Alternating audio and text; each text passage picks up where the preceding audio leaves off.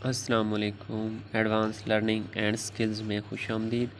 आज हम सीखेंगे कि हमारे पास क्राउच मेथड क्या है। ठीक है, सबसे पहले हमारे पास 3 सिस्टम ऑफ लीनियर इक्वेशंस दी गई हैं। ठीक है, उसको हमने मैट्रिक्स फॉर्म में लिख लेना है। ठीक है, ये हम पहले से जानते हैं कि मैट्रिक्स फॉर्म में इसको कैसे लिखा जाता है, तो इसको हमने सिंपली मैट्रिक्स फॉर्म में लिख लिया।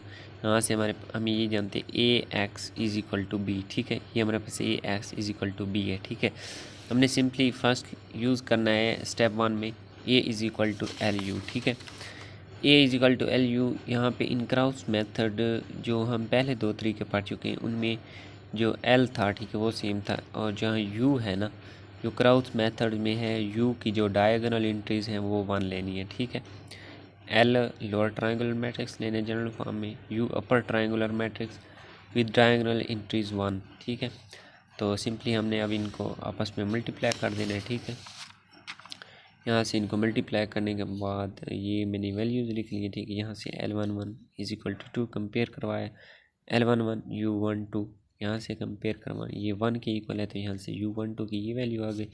इसी तरह ये U13 की वैल्यू आ गई, L21 इज इक्वल टू 4। आगे ये कंपैरिजन करवाने से L22 की वैल्यू आई है 1। यहाँ से इस चीज़ को कंपैरिजन करवाने 10 के इक्वल कंपैरिजन करवाने के हमारे पास वैल्यू ये U23। ठीक है, ये इसी तरह हमने कंपैरिजन करवाना है। कंपैरिजन करने के बाद हमने L और U फाइंड कर लेना है। ठीक है, तो ये देखें सिंपली मैंने वैल्यूज़ फाइंड की हुई है। ठीक है, यहाँ से मैंने L और U फाइंड कर लिया। यहाँ से इसको L और U में वैल्यूज़ लिख लेंगे।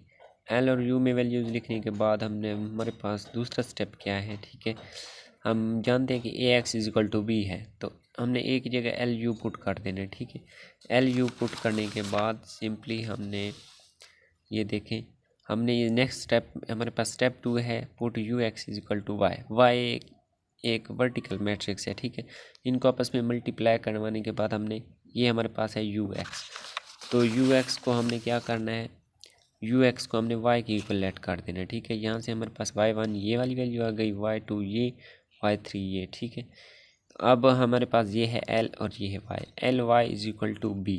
ठीक है, L Y is equal to B करने के बाद हमने क्या करना है, यहाँ से इनको मल्टीप्लाई करवाना है सबसे पहले, और यहाँ से हम मल्टीप्लाई करवाने के बाद हमने इनकी वैल्यूज़ लिख लेनी है। ठीक है, तो ये देखिए हमारे पास है 2y, आगे ये वाली 0, ये मैंने 2y लिख लिया, आगे 4y1 प्लस y2।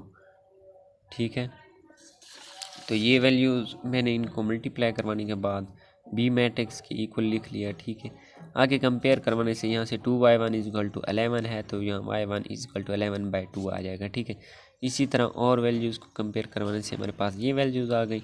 ठीक है, y3 हमारे पास 1 आ गया। ठीक है, तो इसके बाद हमने ये देखा था कि हमने जो ओरिजिनल लेट किया था, ठीक है, यहाँ से देखें y3 किस चीज़ के इक्वल लेट किया था, x3 के, हमने सिंपली वही वाली वैल्यूज़ पुट कर देनी है। ठीक है, y3 हमारे पास 1 है, तो y3 किसके इक्वल हमने लेट किया था, x3 के, तो यहाँ से x3 1 आ गया। ठीक है, इस तरह हमने और इक्वेशन लेनी है, y2 किसके इक्वल लेट किया था, x2 प्लस 4x3। ठीक है, यहाँ से y2 की वैल्यू ये है और x3 की वैल्यू ये हमने फाइंड किया, यहाँ से x2 आ जाएगा।